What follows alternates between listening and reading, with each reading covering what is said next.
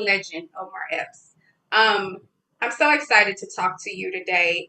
Your fans are excited to see you back in the 90s element to where we were first introduced to you in the classic Juice. Sasha even mentioned that this movie was a point of reference for this series. In Power Book 3, you play Detective Malcolm Howard. Omar, talk to us a little bit about this character and what viewers can expect. Yeah, well, thank you, first of all. I look at Detective Howard, I call him an octopus because he's got tentacles everywhere.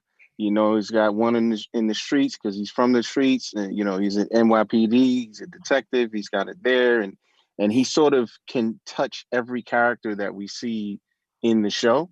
Mhm. Um, but he tries to manipulate every system for his own benefit. Right. And so he's really just a selfish uh dark side type of dude. That's his comfort zone is the dark side. You knock it out of the park. You play a young Kanan, as we all know, set in the 90s in Southside Jamaica, Queens. I know that you were already a fan of the Power universe Hmm. before landing this role. Talk to us about, first, I need to know, was there initial shock when you found out you landed this role? And then also talk to us about what went into the preparation for this character.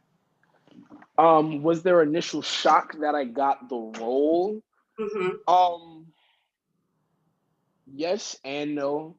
I think there was more so of a shock factor of who the role was. Um, there definitely was a shock of, oh wow, this is what's happening. Like now that I understand I guess the severity of what's happening and the role I'm actually about to step into, there was the um and then it turned into excitement and ready to step up to the challenge. That's one thing I'm always ready for is I'm ready to step up to the plate. um and this was another one of those things. It's a challenge in my career, it's a stretch, but it was like a natural stretch and now a natural progression, so it wasn't too difficult, but it definitely was something outside of the norm that I was ready and excited to do. um, and then like as far as the preparation went for it, once I found out that I was actually booked and locked and that I was actually playing 50% and all this other stuff, it turned into rewatching Power with a different lens this time, not necessarily as a viewer of the entire show, but I was kind of studying and dissecting 50 himself as Kanan, just seeing what his temperament was and trying to pull back storylines, stuff like that. There was watching actual interviews of 50 Cent. That's when I was working with the dialect coach to really get his mannerisms down, his, inflections, all of that. There's watching 90s movies and, building playlists to get you in the mindset and, just trying to capture the overall essence of 90s New York, trying to capture the overall essence of who 50 was, trying to capture the overall essence of what he did with Kanan. Advice did Michael Rainey, Tariq, who's been in the power game from the start, what advice did Yep. he pass on to you about just navigating in this new space and in this new role in the powerverse? Man, I mean, he's passed us so much. I think he's another one who, being at the helm of his ship, understands the workload that we're taking on, and being that he got to do it first. He was one of the first ones to tell me, make sure you're taking care of yourself. And not in a selfish way, but you can't do too much without lights falling left and right. This is crazy. But yeah, just make sure you're taking care of yourself. Work hard, but play hard just as well. Which is something I'm definitely still, adjusting and working on. Is definitely enjoying the fruit of the labor. Because what we do is not easy, and it's it is a difficult task, and it does take a lot. And sometimes I honestly downplay that at times. And he was one of the people that actually helped me realize what we do is it is something that's not normal. And to just make sure that with this not normal thing that you're doing, that you're trying to stay as normal as possible and balancing it all. Haley, this is for you. You played the young jukebox, as we all know, with a voice like gold. She's tough, ambitious. She's exploring her sexuality in the early 90s. And as we know, Kanan is her cousin and a keeper of her secrets. What was it like for you getting to play such a layered character, and where did you pull from for inspiration for her? First of all, you are very beautiful, and you are You are, stunning. you're gorgeous. You're gorgeous. To answer your question, I think because I started doing this so young and performing it's easy to be the actor version of Hailey or the performative whatever. And so with Jukebox, I think what I really connected to was I had to be honest, because the thing is, she goes through so much that if you can't be honest or vulnerable, you're not going to do the role justice.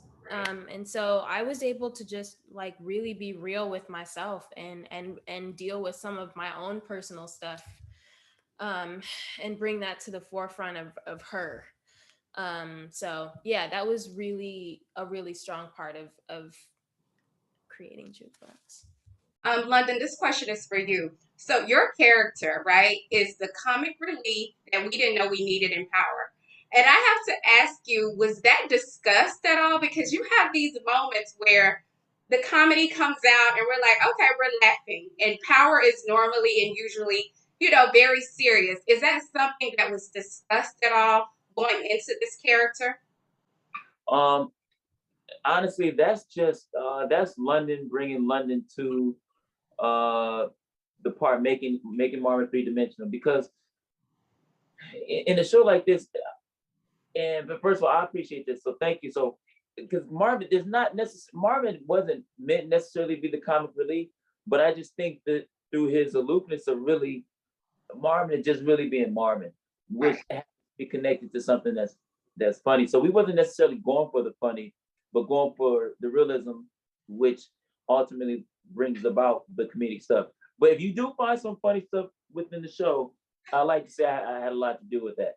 I don't take credit for much, but there was some great improvisation going on too. So thank you kindly. I want to know what went into, because you guys alluded to the diner scene as being the scene that connected you all. Even Sasha talked about that diner scene being like the moment that he was proud.